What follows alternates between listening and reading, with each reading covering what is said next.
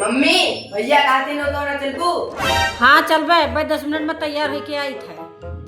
ठीक बा जल्दी चलो और तुम थोड़ी देर करो तो अगर रात देर करो तो तार बताई।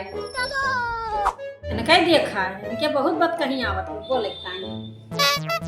कुछ देर बाद बैगन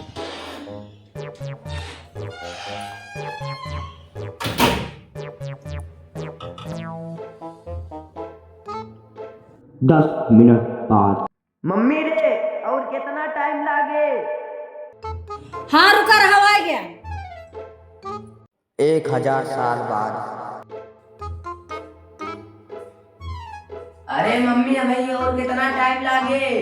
आए था रुका रहा वही टाइम लागे एकदम मार जल्दियान है ये सब न्यूता न्यूता एकदम दिमाग खराब की है।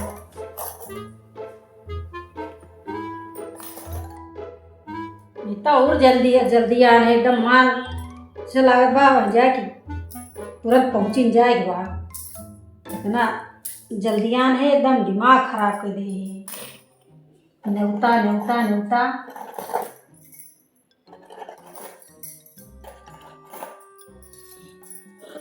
जल्दी पहनना मिलता बाटे।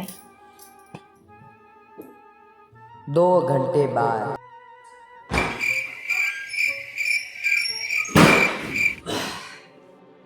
चलो भैया चली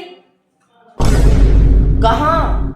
नौतवा माँ नो तो हम जाके चलो आए ना भैया इतना टाइम लगाओ तो ना भैया बोलत रहा हमें सब चला आए तो क्या कहा था।